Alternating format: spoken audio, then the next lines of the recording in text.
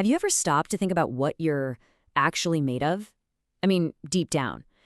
Your body is this incredible, bustling factory working 24/7, building, repairing, and just powering itself. Today, we're going to get an all-access pass to see the master blueprint for that factory, amino acid metabolism. So let's dive right in.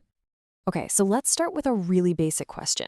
Forget about the big stuff like organs and cells for just a second. What are the absolute most basic raw materials that build everything from your muscles to the chemicals firing in your brain?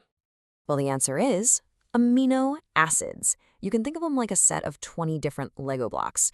With just these 20 pieces, your body can build pretty much anything and everything it needs to function, to grow, and just to live. They are, quite literally, what you're made of. But, and this is where it gets super interesting, what happens when the machinery in that internal factory of yours breaks down?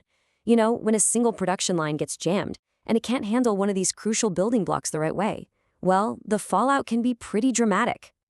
Okay, so first things first, we need to get a handle on where these building blocks even come from.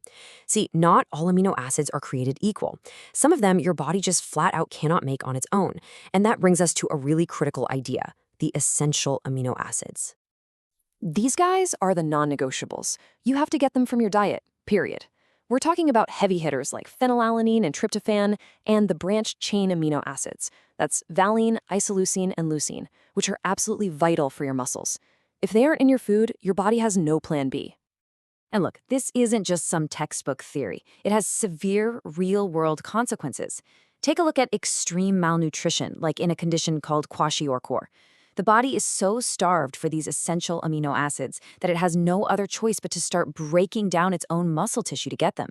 The results are just devastating, stunted growth, and often permanent intellectual disabilities. But there's a cool little detail here. Beyond the ones that are always essential, you've got what we call conditionally essential amino acids. Arginine is a perfect example. Most of us adults, we can make plenty.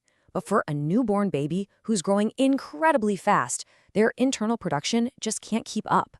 So during that critical time, it becomes absolutely essential for them to get it from their diet. So once you've got all these amino acids in your system, what does the factory actually do with them? Let's take a look at the really elegant machinery your body uses to shuffle these building blocks around. This right here is one of the body's most clever tricks. It's called transamination. And it's basically a brilliant recycling system.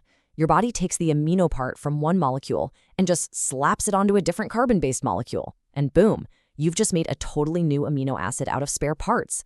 But pay attention to step 4. This whole magic trick is dead in the water without its essential tool, vitamin B6. Now, after all this building and shuffling and recycling, you're going to have some waste products. And the most dangerous one is ammonia. It's super toxic. To deal with it, your body has this amazing detox system called the urea cycle. It takes that dangerous ammonia, converts it into harmless urea, and then you can get rid of it safely. It's the factory's 24/7 waste management plant. Which, of course, leads to the next big question. This system is absolutely essential for survival. So what happens if there's a clog in the system? What happens if that toxic waste has nowhere to go? And that really gets us to the heart of it all. What happens when these incredibly precise metabolic pathways break? It's usually because of one single missing piece, like a specific enzyme. And the results, well, they can be catastrophic. Let's look at a perfect example. Here's how things are supposed to work with phenylalanine. You eat it in some protein, a special enzyme turns it into another amino acid, tyrosine. And that tyrosine goes on to become really important things like the pigment in your skin and the neurotransmitter dopamine. It's a clean, super efficient assembly line. But in the genetic disorder phenylketonuria, or PKU, that one critical enzyme is just gone. The whole assembly line grinds to a screeching halt right at step 2. Phenylalanine can't get converted, so it just builds up and up to toxic levels, creating byproducts that cause severe damage to the brain. One single missing piece, and it changes everything. And this whole pattern, one single blockage causing a disease, it's not unique to PKU at all. In alkaptonuria, a different blockage causes a substance to build up that literally darkens your urine and wrecks your joints. Or in maple syrup urine disease, the body can't process those branched-chain amino acids we talked about earlier. And what's really interesting there is that some cases can actually be treated with high doses of its vitamin helper, thiamine. It isn't just about genetic problems either. It can be about missing raw materials. Pellagra is this horrible disease known for the 3 Ds. It's caused by a lack of niacin, which is a B vitamin. But here's the connection. Your body can actually make its own niacin from the amino acid tryptophan. Historically, people who survived on diets heavy in corn, which is low in both niacin and tryptophan, suffered from this disease in huge numbers. You've heard me mention them a few times now: B6, thiamine, niacin. This brings us to the unsung heroes of this whole story: vitamins.